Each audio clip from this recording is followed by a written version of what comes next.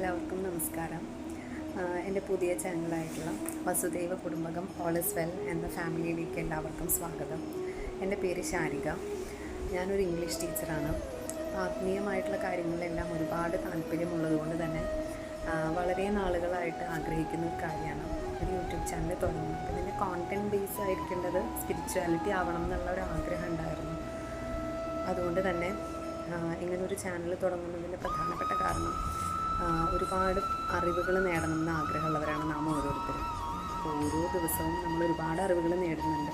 പക്ഷേ ഈ അറിവുകളെല്ലാം നമുക്ക് അത് പര്യാപ്തമാണോ? നമ്മുടെ ജീവിതത്തെ മുന്നോട്ട് കൊണ്ടുപോകാൻ, പ്രതിസന്ധികളിൽ പിടിച്ചു നിർത്താനും, തളർന്നു പോകാതെ നിവർന്നു നിൽക്കാനും അതിനൊക്കെ നമുക്ക് സഹായകമായിട്ടുള്ള അറിവുകളാണോ നമ്മൾ നേടിക്കൊണ്ടിരിക്കുന്നത്? നമ്മളൊന്ന് ചിന്തിക്കേണ്ടിയിരിക്കുന്നു അല്ലേ? അപ്പോൾ അതുകൊണ്ട് തന്നെ ആത്മീയമായിട്ടുള്ള കാര്യങ്ങൾ പഠിക്കുന്നത് വഴി പ്രധാനമായിട്ടും നമ്മുടെ സനാതനധർമ്മത്തിൽ ഒരുപാട് കാര്യങ്ങൾ പറഞ്ഞിട്ടുണ്ട്. ഒരുപാട് ഗ്രന്ഥങ്ങൾ രചിക്കപ്പെട്ടിട്ടുണ്ട്. ഭാഗവതം, ഭഗവത്ഗീത, മഹാഭാരതം, ഒരുപാട് ഗ്രന്ഥങ്ങൾ, അനവധി ഗ്രന്ഥങ്ങൾ നമ്മുടെ സനാതനധർമ്മത്തിൽ ധാരാളമുണ്ട്. അപ്പോൾ ഇത്തരം ഗ്രന്ഥങ്ങളെയൊക്കെ വിശകലനം ചെയ്ത് അത് പഠിക്കുന്നത് വഴി എന്ത് സംഭവിക്കും? നമുക്ക് കൂടുതൽ അറിവുകൾ നേടുക മാത്രമല്ല, നമ്മുടെ ജീവിതത്തിൽ അത് പ്രാവർത്തികമാക്കാനായിട്ടുള്ള ഒരു ഉൾവിളി നമുക്കുണ്ടായിരിക്കും. നമ്മുടെ ഉള്ളിലെല്ലാം ഒളിഞ്ഞിരിക്കുന്ന ഒരു അതീന്ദ്രിയമായിട്ടുള്ളൊരു ശക്തിയുണ്ട്. എല്ലാവരുടെയും ഉള്ളിലുള്ളത് ഒരേ ശക്തി തന്നെയാണ്. ഇവിടെ ജാതിയോ മതമോ വർണ്ണമോ ഭാഷയോ അതുപോലെ ദേശ കാല വ്യത്യാസങ്ങളോ ഒന്നുമില്ല. എല്ലാവരും ഒരേ പ്രാണൻ അല്ലെങ്കിൽ ഒരേ ജീവൻ്റെ ആധാരങ്ങളാണെന്നാണ് ഞാൻ വിശ്വസിക്കുന്നത്. സനാതനധർമ്മത്തിലും അങ്ങനെ തന്നെയാണ്. ഇവിടെ ഭാരതമെന്നോ അമേരിക്കയെന്നോ അല്ലെങ്കിൽ ആഫ്രിക്കയെന്നോ അങ്ങനെയുള്ള വ്യത്യാസങ്ങളൊന്നും തന്നെയില്ല. എല്ലാ ജീവികളുടെയും ഉള്ളിലുള്ളത് ഒരേ ചൈതന്യം തന്നെയാണ്. അപ്പോൾ അതുകൊണ്ട് തന്നെ ആ ഒരു ചൈതന്യത്തെക്കുറിച്ച് അറിയാം.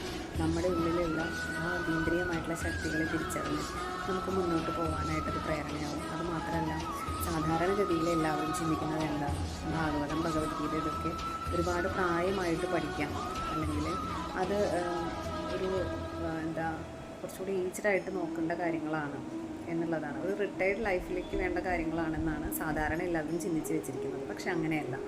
കാരണം നമ്മൾ ഓരോരുത്തരും ജീവിതത്തിൽ എങ്ങനെ ജീവിക്കണം, അല്ലെങ്കിൽ അവിടെ അനുവർത്തിക്കേണ്ട കാര്യങ്ങൾ എന്തൊക്കെയാണ്, ഇത്തരം കാര്യങ്ങളെക്കുറിച്ചൊക്കെയാണ് ഈ ഗ്രന്ഥങ്ങളിലൂടെ ഒക്കെ നമ്മൾ തിരിച്ചറിയേണ്ടത്. ഇത് വെറും കഥകൾ മാത്രമല്ല.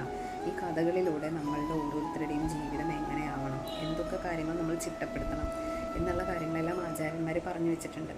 അപ്പോൾ ഒരു ജീവിതത്തിൽ ഒരു പ്രതിസന്ധി വന്നാൽ അതിനെങ്ങനെ തരണം ചെയ്യണം, എങ്ങനെ മറികടക്കണം, എങ്ങനെ നമ്മുടെ മനസ്സിനെ പിടിച്ചു നിർത്തണം, ഇത്തരം എല്ലാ കാര്യങ്ങളും നമുക്ക് ഈ ഗ്രന്ഥങ്ങളിലൂടെ ഗ്രന്ഥങ്ങൾ വിശകലനം ചെയ്താൽ നമുക്ക് മനസ്സിലാക്കാവുന്നതാണ്. പക്ഷേ ആരും തന്നെ ഇത് തിരിച്ചറിയുന്നില്ല. വെറും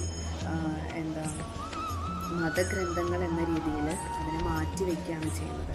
അതിനേക്കാൾ ഉപരിയായിട്ട് ഇത് നമ്മുടെ ജീവിതം എങ്ങനെ വേണമെന്ന് പഠിപ്പിക്കുന്ന പാഠപുസ്തകമാണ്. നമ്മൾ സ്കൂളുകളിൽ പഠിക്കുന്ന പാഠപുസ്തകങ്ങൾ എന്തിനു വേണ്ടിയിട്ടാണ്? നമുക്കൊരു ജോലി നേടിത്തരാൻ വേണ്ടി മാത്രമേ അത് ഉതകുന്നുള്ളൂ. പക്ഷേ ഇത്തരം ഗ്രന്ഥങ്ങളുടെ പഠനം നമുക്ക് എങ്ങനെ ജീവിക്കാം എന്നുള്ള ഏറ്റവും വലിയ മഹത്തായിട്ടുള്ള പാഠങ്ങളാണ് നൽകുന്നത്. അപ്പോൾ ഇവിടെ ഞാൻ എന്ത് കാര്യം പറയുന്നുണ്ടെങ്കിലും അതെല്ലാം സാക്ഷാൽ ഭഗവാന്റെ കാൽക്കൽ സമർപ്പിച്ചുകൊണ്ടാണ് പറയുന്നത്. ഇവിടെ ഞാൻ എന്ത് പറയുന്നുണ്ടെങ്കിലും അതെല്ലാം ഭഗവാനാണ് എന്നിലൂടെ പറയുന്നത്. എനിക്ക് ഒരുപാട് അറിവൊന്നുമില്ല, സംസ്കൃതം അറിയില്ല, വേദങ്ങൾ അറിയില്ല, പക്ഷെ ആഗ്രഹമുണ്ട്, പഠിക്കണം എന്നുള്ള ആഗ്രഹമുണ്ട്. അതുമാത്രമല്ല, അറിയുന്ന കാര്യങ്ങൾ മറ്റുള്ളവരിലേക്ക് എത്തിക്കണം എന്നുള്ള ആഗ്രഹം കൂടിയുണ്ട്. അപ്പോൾ അത് ഓരോരുത്തരിലേക്കും എത്താൻ വേണ്ടിയിട്ട് ഞാൻ കരുതി ഇങ്ങനൊരു ചാനൽ തുറന്നു. അതുമാത്രമല്ല, ഇതെന്നെ സംബന്ധിച്ചിടത്തോളം ഒരു കമ്മിറ്റ്മെൻറ്റാണ്. എനിക്ക് ഈ ആത്മീയമായിട്ടുള്ള കാര്യങ്ങൾ അല്ലെങ്കിൽ സ്പിരിച്വലായിട്ടുള്ള ഇത്തരം ഗ്രന്ഥങ്ങൾ പഠിക്കണമെന്നൊരാഗ്രഹമുണ്ട്. പക്ഷേ ഇതൊന്നും എനിക്ക് എൻ്റെ ഒരു ഡേ ടു ഡേ ലൈഫിൽ എനിക്കത് സാധ്യമാവണില്ല. പക്ഷേ ഇവിടെ ഇങ്ങനൊരു കമ്മിറ്റ്മെൻറ്റ് വരുമ്പോൾ തീർച്ചയായിട്ടും ഞാനതിന് വേണ്ടിയിട്ട് ശ്രമിക്കാം. കാരണം എനിക്ക് ഇവിടെ ഇത് പറഞ്ഞു തരണം എന്നുണ്ടെങ്കിൽ ഞാൻ നന്നായിട്ട് പഠിച്ചേ പറ്റും. അപ്പോൾ ഞാൻ അതിന് വേണ്ടി ശ്രമിക്കും. അതുമാത്രമല്ല, നമ്മൾ ഓരോരുത്തരും നമ്മളുടെ ജീവിതത്തിലൂടെ കടന്നു പോകുമ്പോൾ എങ്ങനെ ജീവിക്കണം, എങ്ങനെ ജീവിച്ചാലാണ് നമുക്ക് ലൈഫിൽ സക്സസ്ഫുൾ ആവാൻ സാധിക്കുക, നമ്മുടെ ജീവിതം എങ്ങനെ ചിട്ടപ്പെടുത്തണം, ഇത്തരം കാര്യങ്ങളെല്ലാം നമുക്ക് മനസ്സിലാക്കാനായിട്ട് സഹായിക്കുന്ന അനവധി കാര്യങ്ങൾ ആചാര്യന്മാർ പറഞ്ഞു വെച്ചിട്ടുണ്ട്. അപ്പോൾ നമുക്ക് ഓരോ ദിവസവും ഓരോ ഗ്രന്ഥങ്ങളിലൂടെയോ അല്ലെങ്കിൽ ഓരോ ശ്ലോകങ്ങളിലൂടെയോ ഒക്കെ മുന്നോട്ട് പോകാം. അതിൻ്റെ എല്ലാം എനിക്ക് മനസ്സിലാകുന്ന തരത്തിൽ അല്ലെങ്കിൽ എനിക്കറിയാവുന്ന തരത്തിലെല്ലാം ഞാൻ പറഞ്ഞു തരാനായിട്ട് ഞാൻ തയ്യാറാണ്. അത് പഠിക്കാനും ഞാൻ തയ്യാറാണ്. പണ്ട് കാലങ്ങളിലെല്ലാം ടീച്ചർമാർ പറയുമല്ലോ, ഞാനൊരു ഇംഗ്ലീഷ് ടീച്ചറാണ് കേട്ടോ. അപ്പോൾ പണ്ട് കാലങ്ങളിൽ ഞങ്ങളൊക്കെ പഠിച്ചിരുന്ന സമയത്ത് ടീച്ചർമാർ പറയും, നിങ്ങൾക്ക് അറിയാത്ത സബ്ജക്റ്റ് ഉണ്ടെങ്കിൽ മാത്സൊക്കെ കുറച്ച് ഡിഫിക്കൽട്ടാണല്ലോ, അറിയാത്ത സബ്ജക്റ്റ് ഉണ്ടെങ്കിൽ നിങ്ങൾ മറ്റുള്ളവർക്ക് പറഞ്ഞു കൊടുക്കും, അപ്പോൾ നിങ്ങൾക്കത് കൂടുതൽ മനസ്സിലാവും, നിങ്ങളത് മറക്കില്ല എന്ന് പറയും. സത്യമാണ്. അപ്പോൾ അതേപോലെ ഈ പറയുന്ന കാര്യങ്ങൾ കുറച്ച് സ്വാർത്ഥത കൂടിയുണ്ട്. കാരണം ഇത് നിങ്ങൾക്ക് പറഞ്ഞു തരുന്നത് വഴി എനിക്ക് കൂടുതൽ പഠിക്കാമല്ലോ.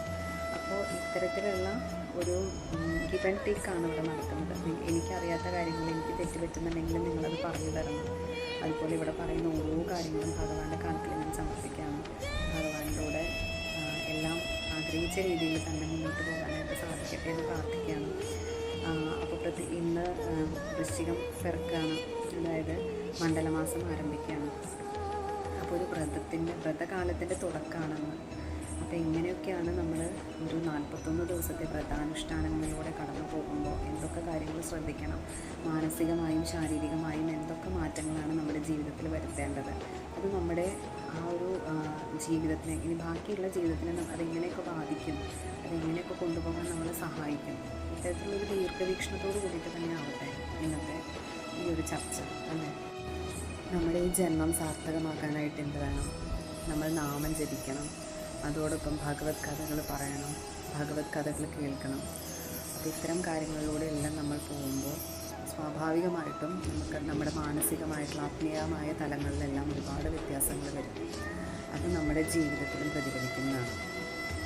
അപ്പോൾ അതുകൊണ്ടാണ് ഇതിനെല്ലാം വെറും കഥകളായിട്ട് കാണാതെ അതിനുള്ളിലൊരു ആത്മീയ അംശം ഉണ്ടായിരിക്കും, അറിവുണ്ടായിരിക്കും, ഒരു തത്വം ഉണ്ടായിരിക്കും. അത് മനസ്സിലാക്കാനും അത് ഗ്രഹിക്കാനും നമുക്ക് ഓരോരുത്തർക്കും സാധിക്കണം. അത് സാധിക്കുക തന്നെ ചെയ്യും. ഈ മണ്ഡലകാലത്തിൽ തന്നെ നമ്മൾ ഈ 41 ദിവസത്തെ വ്രതം കൊണ്ട് എന്താണ് ഉദ്ദേശിക്കുന്നത്? ഒരു ചിട്ടയായിട്ടുള്ളൊരു ജീവിതത്തിലൂടെ മുന്നോട്ട് പോകുമ്പോൾ ശാരീരികമായിട്ടും മാനസികമായിട്ടും നമുക്ക് പ്രത്യേക ഒരു എനർജി, ഒരു ഊർജ്ജം ലഭിക്കും. അത് നമുക്ക് ജീവിതത്തിലുടനീളം കൊണ്ടുപോകാൻ സാധിച്ചാലും അത് മഹത്തരായിരിക്കും. പക്ഷേ ഇന്ന് എന്താ ചെയ്യുന്നത്? 41 ദിവസത്തെ വ്രതം കഴിഞ്ഞ് മാല ചവിട്ടി ഇറങ്ങിയാൽ ഉടനെ മാല അഴിച്ച് വെച്ചാൽ ആ വ്രതം അവസാനിപ്പിക്കാനുള്ള തിരക്കാണ് എല്ലാവർക്കും. പക്ഷേ ആചാര്യന്മാർ ചിട്ടപ്പെടുത്തിയിരിക്കുന്നത് എന്തിനു വേണ്ടിയിട്ടാണ്? ഇതൊരു ജീവിതക്രമമാണ്. ആ ഒരു ജീവിതക്രമത്തിലൂടെ മുന്നോട്ട് പോയാൽ നമുക്ക് ലഭിക്കുന്നത് അതിവിശിഷ്ടമായിട്ടുള്ള ഒരു ജീവിതമായിരിക്കും. ആരോഗ്യം നിറഞ്ഞ, ആത്മീയമായിട്ടും മാനസികമായിട്ടും എല്ലാം ഒരുപാട് സുഖം ലഭിക്കുന്ന നല്ലൊരു ജീവിതമായിരിക്കും നമുക്ക് ഈ ഒരു സാധനയിലൂടെ ലഭിക്കുന്നത്. അപ്പം അതിന് നമ്മൾ ഓരോരുത്തരും തയ്യാറാവണം. മനസ്സുകൊണ്ടെങ്കിലും നമ്മൾ തയ്യാറാവണം. എന്നിട്ട് വേണം ഇതിലേക്കെല്ലാം ഇറങ്ങിച്ചെല്ലാനായിട്ട്. ഒരുപാട് വീഡിയോസ് അവൈലബിളാണ്, ഒരുപാട് കോണ്ടൻറ്റ്സ് അവൈലബിളാണ്. അപ്പോൾ നമുക്ക് മനസ്സിലാക്കാനായിട്ട് ഇന്നത്തെ കാലത്ത് വലിയ ബുദ്ധിമുട്ടൊന്നുമില്ല. അപ്പോൾ ഈ ഒരു സംസ്കാരത്തെ ഉൾക്കൊണ്ടുകൊണ്ട് ജീവിച്ച് മുന്നോട്ട് പോകാനായിട്ട് നമുക്ക് ഓരോരുത്തർക്കും സാധിക്കും. അതിനൊരു ശ്രദ്ധ വെച്ചാൽ മാത്രം മതി. നമുക്കൊരു മനസ്സുണ്ടായാൽ മതി, അതിനൊരു താല്പര്യം ജനിച്ചാൽ മതി. ആ താല്പര്യം എവിടെ നിന്നാണ് ഉണ്ടാവേണ്ടത്? തീർച്ചയായിട്ടും അതിനുള്ളൊരു അനുഗ്രഹം ഭഗവാനിൽ നിന്ന് തന്നെ വരണം. നമുക്കൊരുപാട് താല്പര്യങ്ങൾ ജനിക്കുമ്പോൾ, ഒരുപാട് ഇഷ്ടം വരുമ്പോൾ, ഒരുപാട് ആഗ്രഹങ്ങൾ വരുമ്പോൾ സ്വാഭാവികമായിട്ടും ഇതെല്ലാം ഭഗവാനിലേക്ക് സമർപ്പിക്കുക. ഭഗവാൻ നിശ്ചയിക്കട്ടെ. അതിനോട് ഒരുപാട് അമിതമായിട്ടുള്ള ഒരു അഭിനിവേശം വേണ്ട. നമുക്ക് നമ്മുടെ ആഗ്രഹങ്ങളെ ഭഗവാനിലേക്ക് സമർപ്പിക്കാം. നമ്മളെക്കാൾ നമ്മുടെ ആഗ്രഹങ്ങൾ നല്ലതാണോ ചീത്തയാണോ എന്ന് ആർക്കറിയാം? ഭഗവാൻ അറിയാം. അപ്പോൾ നമ്മുടെ ജീവിതത്തിൽ അത്തരം ആഗ്രഹങ്ങളും അതുപോലെ അത്തരം അനുഭവങ്ങളും വേണ്ടതാണെങ്കിൽ തീർച്ചയായിട്ടും ഭഗവാൻ അത് നമ്മളിലേക്ക് എത്തിക്കുക തന്നെ ചെയ്യും. നമുക്കത് നല്ലതാണോ എന്ന് മാത്രമേ ഭഗവാൻ നോക്കുള്ളൂ. നമ്മുടെ അച്ഛനമ്മമാരെ എങ്ങനെയാണ്? നമുക്ക് വേണ്ട കാര്യങ്ങളൊന്ന് വേണം, നമ്മൾ ഓരോ ആവശ്യങ്ങൾ പറഞ്ഞ് വാശി പിടിക്കുമ്പോൾ നമുക്ക് നല്ലതാണെങ്കിൽ അത് വാങ്ങിത്തരില്ല. അതിനേക്കാൾ നമ്മൾ സ്നേഹിക്കുന്ന ഒരാളാണ് ഭഗവാൻ. അപ്പോൾ തീർച്ചയായിട്ടും നമ്മുടെ ആഗ്രഹങ്ങളുടെ പ്രസക്തിയേക്കാൾ ഉപരിയായിട്ട് നമുക്കത് ജീവിതത്തിൽ എത്രമാത്രം നല്ലതായിരിക്കും എന്ന് മനസ്സിലാക്കി അത് നമ്മളിലേക്ക് എത്തിക്കാനായിട്ട് ഏറ്റവും ആദ്യത്തെ ചുവട് വയ്ക്കുന്നത് നമ്മളെക്കാൾ മുൻപ് ഭഗവാനായിരിക്കും. പണ്ടൊരു കഥ കേട്ടിട്ടുണ്ടല്ലോ, ഭഗവാനെ എൻ്റെ നല്ല സമയങ്ങളിൽ ഞാൻ എല്ലായ്പ്പോഴും അങ്ങയെ പ്രാർത്ഥിക്കുന്നതാണ്. എൻ്റെ നല്ല സമയങ്ങളിൽ നീ എന്നോടൊപ്പം ഉണ്ടായിരുന്നു. അതായത് എൻ്റെ കാലടികളുടെ കൂടെ നിൻ്റെ കാലടികൾ കൂടി ഞാൻ കാണുന്നുണ്ട്. പക്ഷേ എൻ്റെ മോശം അവസ്ഥയിൽ, എൻ്റെ മോശം സാഹചര്യത്തിൽ നീ എന്നെ ഇട്ടിട്ട് പോയില്ലേ, എൻ്റെ 2 കാലടികൾ മാത്രമേ ഞാൻ അവിടെ കാണുന്നുള്ളൂ എന്ന് ഭക്തൻ പറയുമ്പോൾ ഭഗവാൻ പറയുന്നുണ്ട്, ആ 2 കാലടികൾ നിൻ്റെയല്ല, അതെൻ്റെയാണ്. ആ സമയങ്ങളിൽ ഞാൻ നിന്നെ എടുത്തിരിക്കുകയായിരുന്നു എന്ന്. അതായത് ഭഗവാനെ ഓരോ നിമിഷവും ഓരോ വേദനയിലും ഓരോ ബുദ്ധിമുട്ടിലും ഓരോ അവസ്ഥകളിലും ഓരോ അവസരങ്ങളിലും നമുക്ക് താങ്ങായും തണലായും എപ്പോഴും നമ്മളോടൊപ്പമുള്ളത് ആരാണ്? ഭഗവാൻ മാത്രമാണ്. ആ ഭഗവാന്റെ കൈകളിൽ നമ്മൾ സുരക്ഷിതരായിട്ടിരിക്കുകയാണ്. പിന്നെ നമ്മൾ എന്തിനാണ് ഭയപ്പെടുന്നത്? അപ്പം ഭഗവാൻ എല്ലായ്പ്പോഴും നമ്മളോടൊപ്പമുണ്ട്, എല്ലായ്പ്പോഴും ഉണ്ടായിരിക്കുക തന്നെ ചെയ്യും. ആരൊക്കെ ഉപേക്ഷിച്ചാലും, ഇനി അച്ഛനും അമ്മ പോലും നമ്മളെ മറന്നാലും ഉപേക്ഷിച്ചാലും ഭഗവാൻ നമ്മളെ കൈവിടില്ല. നമ്മുടെ ഉള്ളിലുള്ള ആ ചൈതന്യത്തെ നമ്മൾ തിരിച്ചറിഞ്ഞ് മനസ്സിലാക്കി മുന്നോട്ട് പോകാൻ വേണ്ട അറിവുകൾ സമ്പാദിച്ച് മുന്നോട്ട് പോവുകയാണെങ്കിൽ തീർച്ചയായിട്ടും നമ്മുടെ ജീവിതം സക്സസ് ആയി തീരുക തന്നെ ചെയ്യും. നമ്മുടെ ഓരോരുത്തരുടെയും ജീവിതത്തിൽ ഒരു ലക്ഷ്യമുണ്ട്. ആ ലക്ഷ്യത്തിലേക്ക് എത്തിപ്പെടാനായിട്ടാണ് നമ്മൾ ഓരോ ജന്മങ്ങൾ എടുക്കുന്നത്. അപ്പോൾ തീർച്ചയായിട്ടും നമ്മൾ ഈ ജന്മം എടുത്തിട്ടുള്ളതിനും തീർച്ചയായിട്ടും ഒരു ലക്ഷ്യം ഉണ്ടായിരിക്കും. ആ ലക്ഷ്യത്തിലേക്കുള്ള ഓരോ ചുവട് വയ്ക്കുമ്പോഴും നമ്മളെ കൈ പിടിച്ച് നടത്താനായിട്ട് വളരെ ഉറപ്പുള്ളൊരു കൈകൾ നമ്മളോടൊപ്പം ഉണ്ട്. അത് ഭഗവാന്റെ കരങ്ങളായിരിക്കും. അപ്പോൾ ആ ജീവിതത്തിൽ സക്സസ്ഫുൾ ആവാനായിട്ട് നമ്മൾ എന്ത് വേണം? അറിവ് സമ്പാദിക്കണം. അറിവുണ്ടെങ്കിൽ മാത്രമേ ജീവിക്കാൻ പറ്റുള്ളൂ എന്നുണ്ടോ? ഇല്ല. അറിവ് മാത്രം ഉണ്ടായിട്ട് കാര്യമില്ല, തിരിച്ചറിവാണ് ഉണ്ടാവേണ്ടത്. ആ തിരിച്ചറിവ് ഉണ്ടാവാനായിട്ട് ജീവിതാനുഭവങ്ങൾ വേണം. ഒരുപാട് ജീവിതാനുഭവങ്ങൾ ഭഗവാൻ തരണത് എന്തിനു വേണ്ടിയിട്ടാണ്? നമുക്ക് തിരിച്ചറിവുകൾ ഉണ്ടാവാൻ വേണ്ടിയിട്ടാണ്. നമ്മൾ ആ അനുഭവങ്ങളിൽ നിന്ന് പലതും പഠിക്കാനുണ്ടായിരിക്കും. അപ്പോൾ നമ്മൾ വിചാരിക്കും, ഇതൊക്കെ എന്നെക്കൊണ്ട് സാധിക്കുമോ? പല കാര്യങ്ങളും നമ്മൾ ചിന്തിക്കില്ലേ, ഇതൊക്കെ നമ്മളെക്കൊണ്ട് സാധിക്കുമോ എന്ന് ചിന്തിക്കും. പക്ഷെ എല്ലാം നമ്മളെക്കൊണ്ട് സാധിക്കും. ഭഗവാന്റെ അനുഗ്രഹം ഉണ്ടെങ്കിൽ എല്ലാ കാര്യങ്ങളും നമുക്ക് സാധിക്കും, നിശ്ചയമായിട്ട് നമുക്ക് സാധിക്കും. അപ്പോൾ അതിനെന്ത് വേണം? നമുക്കൊരു സമർപ്പണം ഉണ്ടായിരിക്കണം. എല്ലാം ഭഗവാനിൽ സമർപ്പിക്കാനുള്ളൊരു മനസ്സുണ്ടായിരിക്കണം. ഓരോ ദിവസം പുതിയ കാര്യങ്ങൾ പഠിക്കാനുള്ള ഒരു അഭിവാഞ്ച ഉണ്ടായിരിക്കണം. മനസ്സുകൊണ്ടെങ്കിലും നമുക്കൊരാഗ്രഹം ഉണ്ടായിരിക്കണം.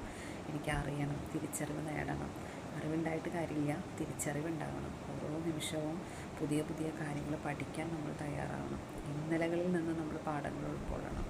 മാത്രമല്ല, ഓരോ ദിവസവും മനുഷ്യൻ ഓരോ സാഹചര്യങ്ങളിലൂടെ മുന്നോട്ട് പോവുകയാണ്. ഒരുപാട് അനുഭവങ്ങൾ അവന് ഓരോ ദിവസവും ഓരോ അനുഭവങ്ങളാണ് അവന് നൽകിക്കൊണ്ടിരിക്കുന്നത്. അപ്പോൾ അതുകൊണ്ട് തന്നെ ഇന്നലത്തെ മനുഷ്യനാവണം എന്നില്ല ഇന്ന്. ആ അനുഭവങ്ങളിൽ നിന്ന് അവൻ ഒരല്പമെങ്കിലും പാഠങ്ങൾ ഉൾക്കൊണ്ടിട്ടുണ്ടായിരിക്കും. അടുത്ത ദിവസം അവൻ പുതിയൊരു മനുഷ്യനാണ്. ഓരോ ദിവസവും നമ്മുടെ ബോഡിയിലെ സെല്ലുകൾ പോലും എത്രയോ കോടിക്കണക്കിന് സെല്ലുകളാൽ നിർമ്മിതമാണ് നമ്മുടെ ശരീരം. എത്രയോ സെല്ലുകൾ നശിച്ച് എത്രയോ പുതിയ സെല്ലുകൾ രൂപപ്പെടുന്നുണ്ട്. അപ്പോൾ ഓരോ ദിവസവും മനുഷ്യൻ്റെ ശരീരം പോലും പുതിയതാണ്. അപ്പോൾ അതേപോലെ തന്നെ നമ്മുടെ മനസ്സിലും ഒരുപാട് ചിന്തകളും ഒരുപാട് മാറ്റങ്ങൾ നമ്മുടെ മനസ്സിലും വരുന്നുണ്ട്. നമ്മുടെ ജീവിതത്തിലുള്ള അനുഭവങ്ങൾ കൊണ്ട്, അല്ലെങ്കിൽ നമ്മുടെ ജീവിതത്തിൽ ഓരോ ദിവസവും നമ്മൾ അനുഭവിക്കുന്ന ഓരോ കാണുകയും കേൾക്കുകയും ചെയ്യുന്ന, അനുഭവിക്കുകയൊക്കെ ചെയ്യുന്ന ഓരോരോ കാര്യങ്ങൾ കൊണ്ട് നമ്മുടെ മനസ്സിൻ്റെ തലത്തിലും ആത്മീയമായിട്ടുള്ള തലത്തിലും ഒരുപാട് മാറ്റങ്ങൾ വരുന്നുണ്ട്. അപ്പോൾ അതുകൊണ്ട് തന്നെ തീർച്ചയായിട്ടും നമ്മൾ ഓരോ ദിവസവും പുതിയ മനുഷ്യരാണ്. ഇന്നലെ വരെ കണ്ട ആളായിരിക്കില്ല നമ്മൾ ഇന്ന് കാണുന്ന ആളായിരിക്കില്ല നാളെ. ജീവിതത്തിൽ എപ്പോഴും മാറ്റം അനിവാര്യമാണ്. മാറ്റമില്ലാത്തത് എന്തിനു മാത്രമേ ഉള്ളൂ? മാറ്റം എന്ന വാക്കിന് മാത്രമേ ഉള്ളൂ. ബാക്കിയെല്ലാം മാറിക്കൊണ്ടേയിരിക്കും. ഓരോ നിമിഷവും നമ്മൾ മാറിക്കൊണ്ടിരിക്കും. മാറുകയാണെങ്കിൽ മാത്രമേ നമുക്ക് കാലത്തിനനുസരിച്ച് മുന്നോട്ട് പോകാനായിട്ട് സാധിക്കുള്ളൂ. അല്ലാതെ എനിക്കൊന്നും മാറാൻ സാധിക്കില്ല, ഞാൻ എന്നും ഒരുപോലെയാണെന്ന് ഇത് പറയുന്ന പലരെയും നമുക്ക് കാണാം നമ്മുടെ ചുറ്റിലും, അല്ലേ? പക്ഷെ അത് സത്യത്തിൽ അത് ഉൾക്കൊള്ളാവുന്നൊരു കാര്യമാണോ? അല്ല. ഓരോരുത്തരും ഓരോ രീതിയിലും ഓരോ തലത്തിലെത്തുമ്പോഴും അവന് വളർച്ച ഉണ്ടാവണം. അതെല്ലാ തലങ്ങളിലും അവന് വളർച്ച ഉണ്ടാവണം. ആ വളർച്ച ഉണ്ടാവണം എന്നുണ്ടെങ്കിൽ മാറാൻ സ്വയം നമ്മൾ തയ്യാറാവണം. ആ മാറ്റം എപ്പോഴും അനിവാര്യമായിട്ടുള്ളൊരു കാര്യത്തിലേക്കാവട്ടെ, അത് ജീവിതത്തിൻ്റെ വിജയത്തിലേക്കാവട്ടെ എന്ന് ആശംസിക്കുകയാണ് എല്ലാവരെയും. ഒരിക്കൽ കൂടി എല്ലാവരെയും ഈ ഒരു ഫാമിലിയിലേക്ക് സ്വാഗതം ചെയ്യാണ്. അപ്പോൾ എൻ്റെ കഴിവിൻ്റെ പരമാവധി ഓരോ ദിവസവും എനിക്ക് കഴിയുന്ന തരത്തിലുള്ള ഓരോ ക്ലാസ്സുകൾ അല്ലെങ്കിൽ ഓരോ ടോപ്പിക്ക് നമുക്ക് ഡിസ്കസ് ചെയ്യാം. അപ്പോൾ അതിലേക്ക് എല്ലാവരെയും സ്വാഗതം ചെയ്യാണ്. സർവം രാധാകൃഷ്ണ അർപ്പണമസ്തു.